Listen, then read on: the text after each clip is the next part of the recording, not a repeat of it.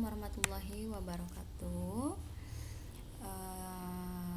Innalhamdalillah nahmaduhu wa nasta'inuhu wa nastaghfiruh wa na'udzubillahi min syururi anfusina wa min sayyiati a'malina may yahdihillahu fala mudilla lahu wa may yudhlilhu fala hadiyalah. Asyhadu an la ilaha illallah wa asyhadu anna Muhammadan abduhu wa rasuluh. Amma ba'du. Puji serta syukur marilah kita panjatkan kehadirat Allah Subhanahu wa taala yang telah memberikan kita kesempatan bernafas hingga hari ini. Ya, salawat serta salam selalu terlimpah curahkan kepada Nabi Muhammad SAW. Oke anak-anak, berjumpa lagi di mata pelajaran seni budaya dengan Ibu. Gimana nih kabarnya? Mudah-mudahan kalian dalam keadaan sehat walafiat ya. Alhamdulillah Ibu di sini dalam keadaan baik-baik saja.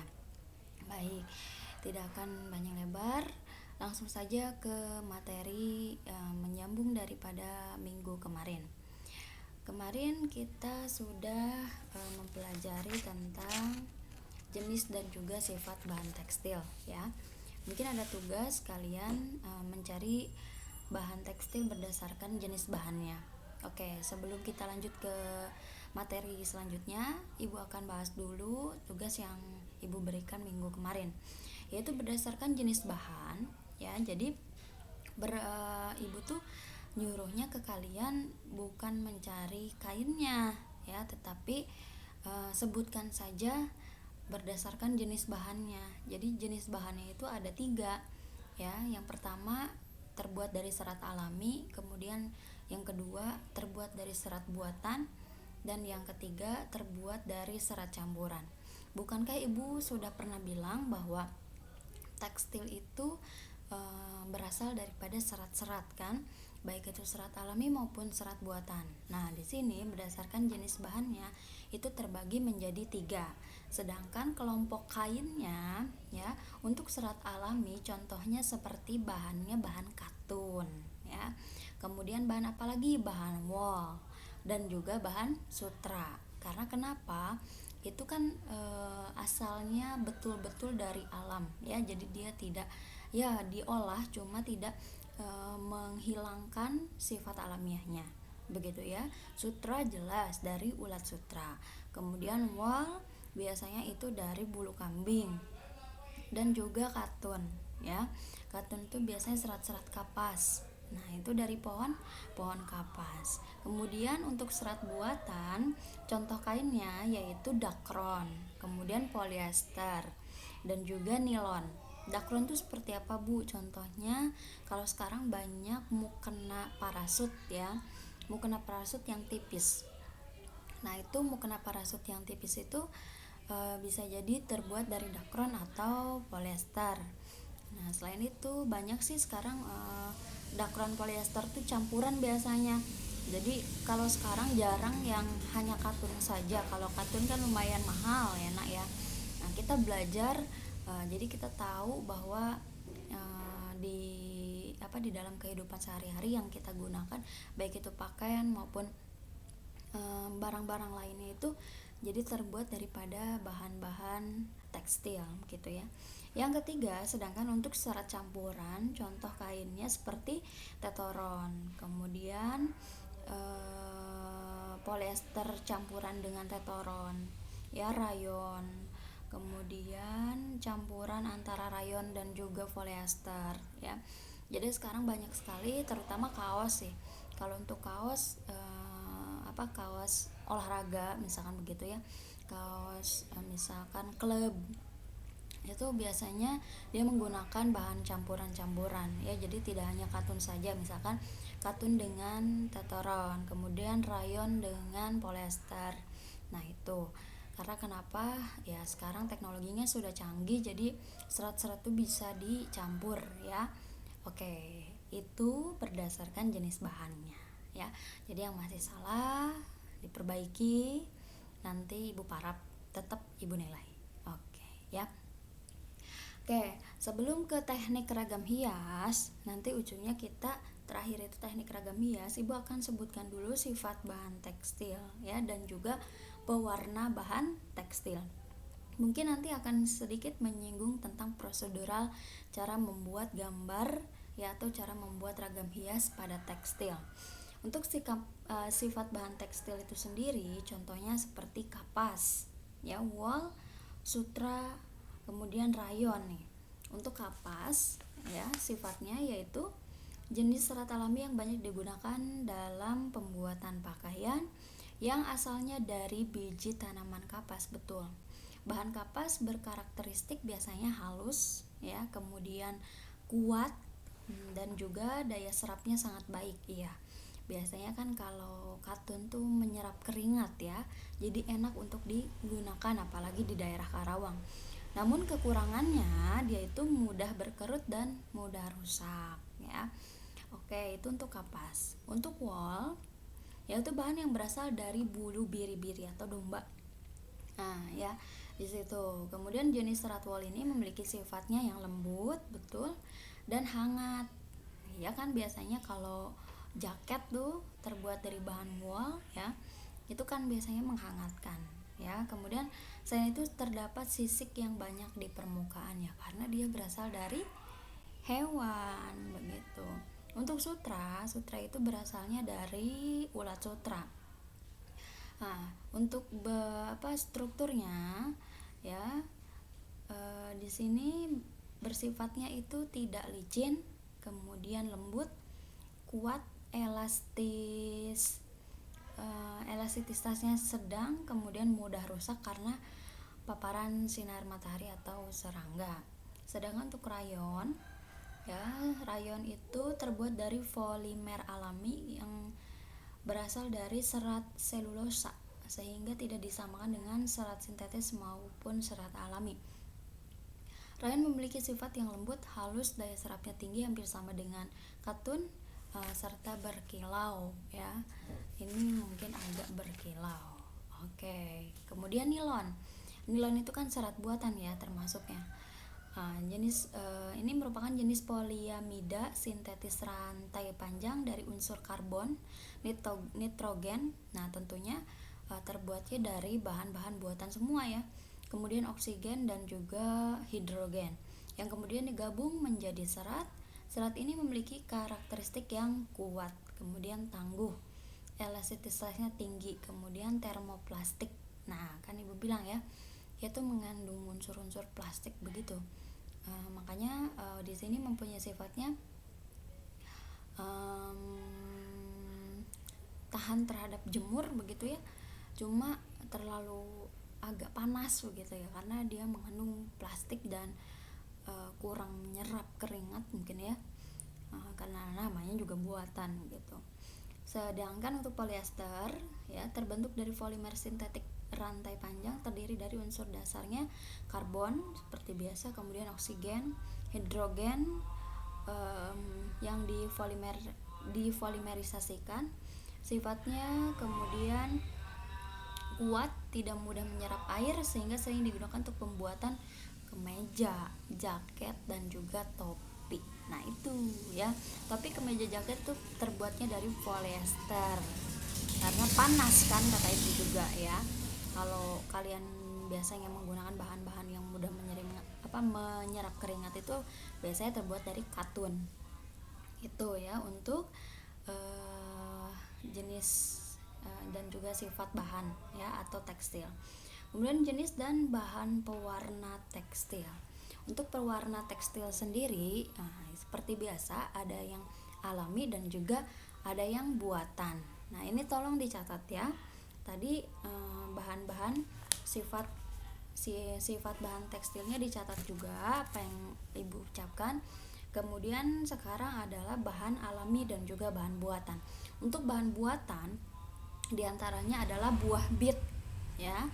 Nah, buah bit biasanya memberikan warna pink atau warna merah keunguan. Nah, bisa buah bit juga digunakan sebagai pewarna tekstil. Kemudian yang kedua ada untuk pemberi warna kuning atau jingga, biasanya mengambil dari bahan kunyit. Nah, kemudian selain itu pemberi warna kuning selain kunyit, wortel ya, wortel. Selain itu untuk pemberi warna hijau, banyak ya kalau hijau ya, karena rata-rata kan tumbuhan itu daun mengandung ya jati hijau gitu, jati hijau daun begitu ya. Dari sawi bisa, kemudian pandan bisa, daun selada bisa, daun suji juga bisa ya, apalagi daun suji. Daun suji itu kan hijaunya betul-betul kental ya, biasanya dia daun suji itu bisa dipakai untuk obat atau campuran misalkan untuk pewarna kue dan sebagainya ya. Ini juga bisa digunakan untuk pewarna tekstil juga. Namun selain itu ada, kalau tidak salah dari kayu-kayuan juga ada ya. Ibu lihat dulu. Ya kayu soga ya, mungkin kalian nanti bisa searching lagi. Ibu tidak tidak menemukan gambarnya di sini, tidak ditaruh. Kayu soga dia bisa menghasilkan warna merah, kemudian kayu kuning pastinya menghasilkan warna kuning. Alpukat ternyata bisa juga menghasilkan warna hijau ya, untuk untuk serat kain begitu, serat tekstil.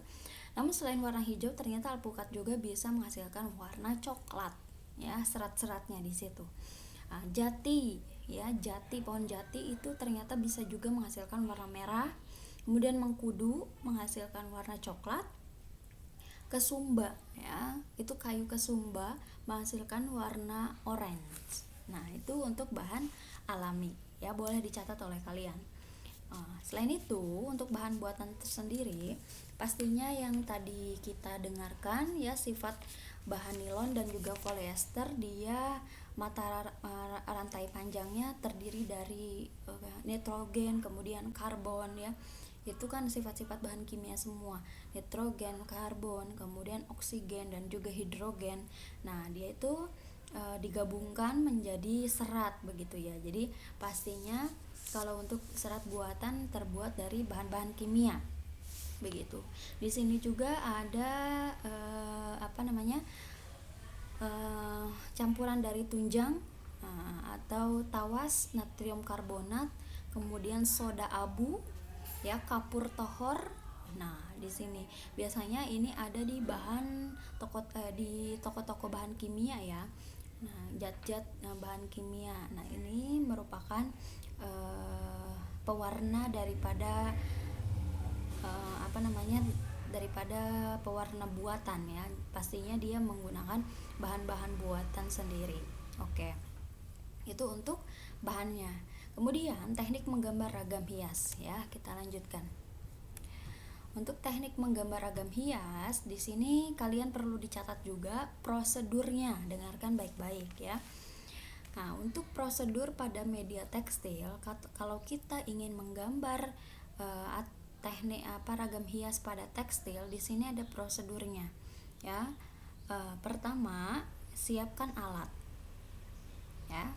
Oke, boleh kalian catat di buku kalian. Pertama, siapkan alat, kemudian bahan dan juga media yang akan digunakan untuk berkarya. Yang kedua, buatlah catatan tentang langkah-langkah kerjanya ya. Yang ketiga, siapkan perlengkapan pengamanan kerja. Yang keempat, jaga kebersihan lingkungan. Kemudian yang kelima, siapkan laporan hasil kerja gitu. Oke, untuk teknik ragam hias sendiri di sini Ibu akan contohkan 5 ya untuk teknik ragam hias. Sebetulnya banyak. Ya, pertama ada teknik batik ya. Tentunya ini adalah teknik tradisional yang sudah ada sejak zaman dulu ya. Bahkan Indonesia terkenal sekali dengan teknik membatik ya, batik Indonesia. Luar negeri mungkin tidak punya ya dia batik, karena batik berasal dari Jawa ya. Oke, teknik batik.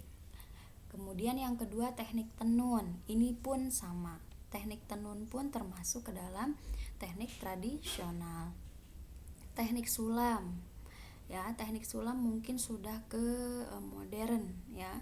Teknik sulam. Kemudian dilanjutkan dengan teknik cetak. Ini pun sama, sudah mulai ke modern. Dan juga teknik gambar. Nah, ini teknik-teknik ragam hias. Oke.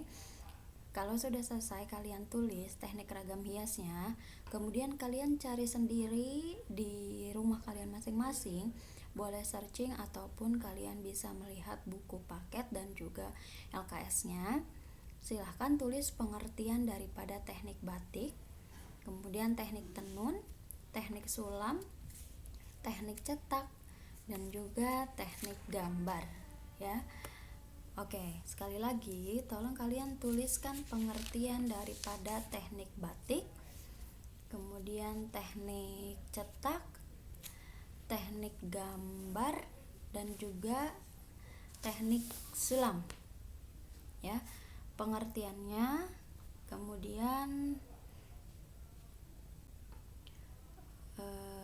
bisa kalian tambahkan dengan alat, ya, pengertian kemudian alatnya boleh kalian tambahkan, misalkan teknik sulam alatnya apa saja, teknik gambar alatnya apa saja, teknik cetak itu alatnya menggunakan apa saja, ya. Kemudian teknik batik alatnya dengan menggunakan apa saja, begitu, ya. Oke, teknik batik pengertian kemudian alat. Kalau misalkan kalian lebih lengkap lagi tata cara bagaimana cara membuat dengan teknik batik, begitu, paham ya? Oke, sekali lagi kalian tulis pengertian daripada teknik batik, teknik tenun, teknik sulam, teknik cetak, dan juga teknik gambar beserta alatnya apa saja yang digunakan, kemudian prosedur pembuatannya seperti apa. Paham ya? Oke. Ya, kalau sudah silahkan tulis kalian di bukunya masing-masing. Untuk pengumpulan tugasnya akan Ibu umumkan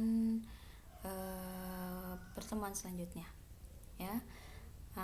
Oke, cukup sekian materi kali ini. Mohon maaf apabila ada kesalahan. Wabillahi taufiq wal hidayah. Assalamualaikum warahmatullahi wabarakatuh.